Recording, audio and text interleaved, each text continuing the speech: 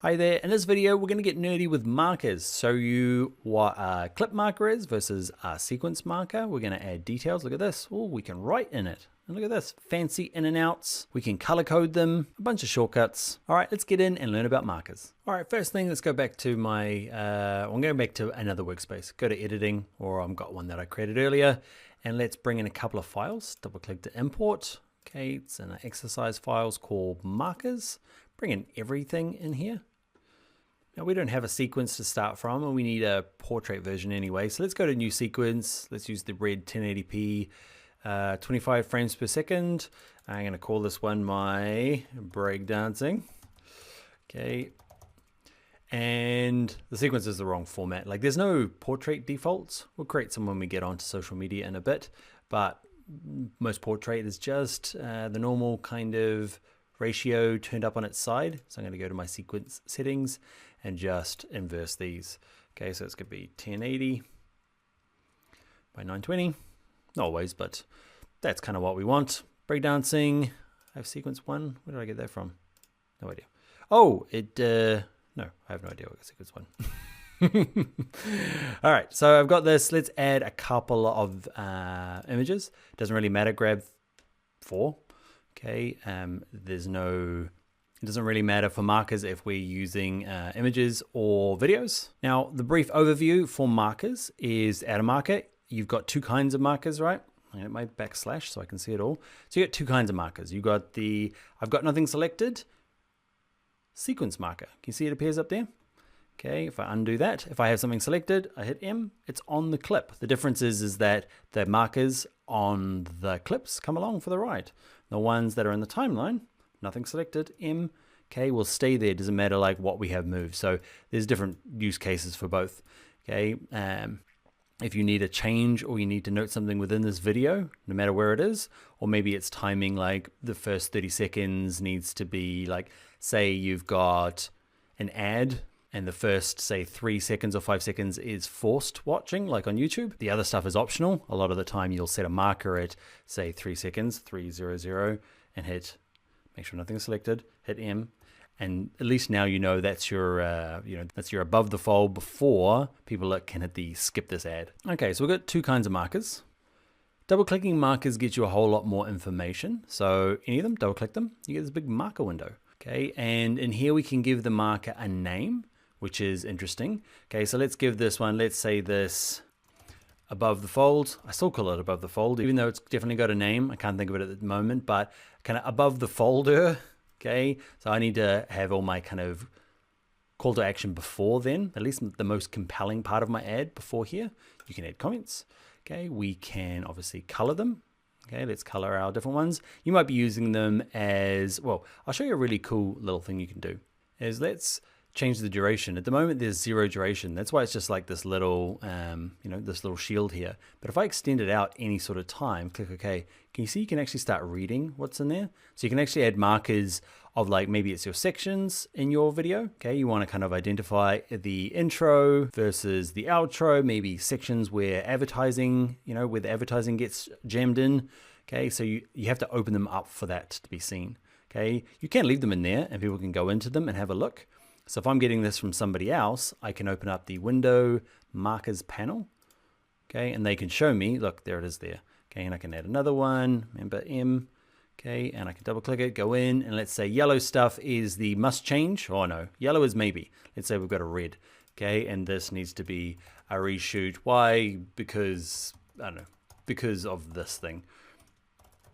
Okay, click OK. And again, if you want to open them up, just drag out the out point. You can do that without dragging that out. There's a shortcut, so undo both dragging those out. You can hold down the Option key on a Mac, Alt key on a PC, I think. There you go. And you can just start dragging them out. So you don't actually have to go to the duration. Just click on them and drag them out. So there you go. Hold Option on a Mac, Alt key on a PC, and just click them once actually, and that'll just turn them into that like 2-segmenty thing. You drag them out. The problem with these comments I find is if I zoom out, can you see they get smaller?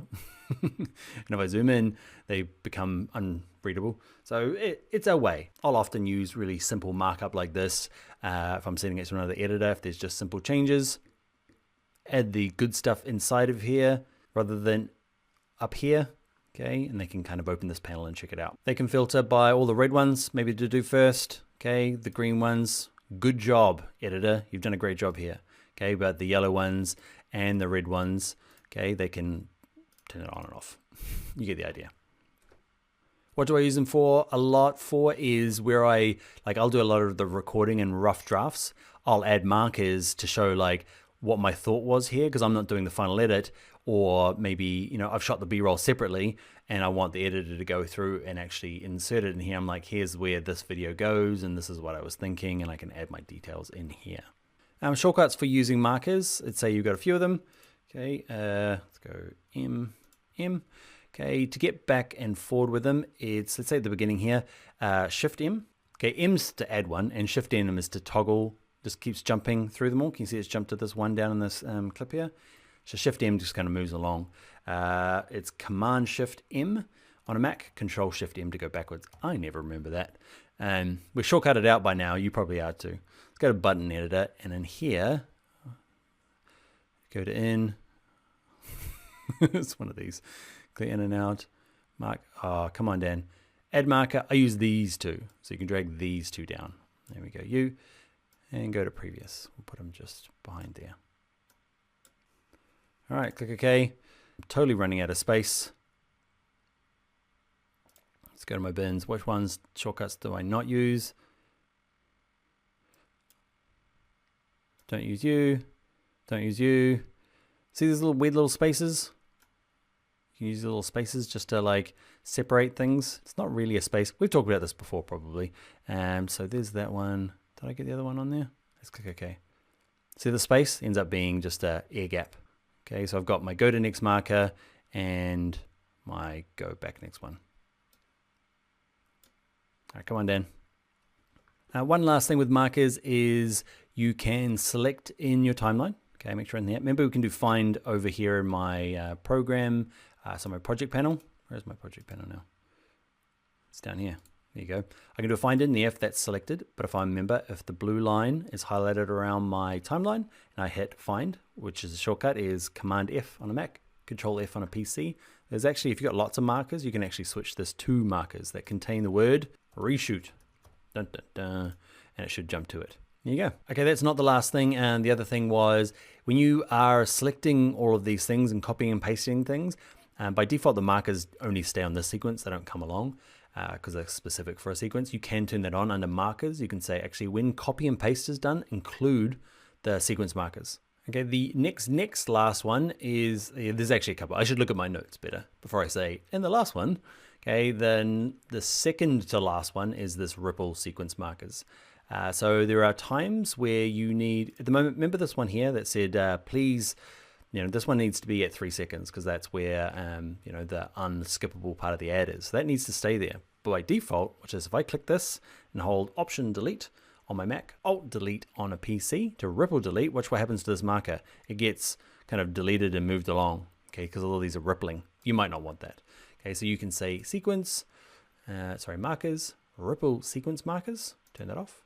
Now when I delete it, watch what happens up the top here. These guys should stay in place.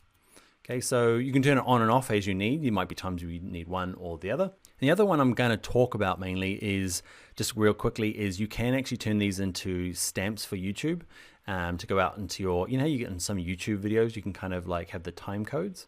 Okay, there's a way of exporting these out.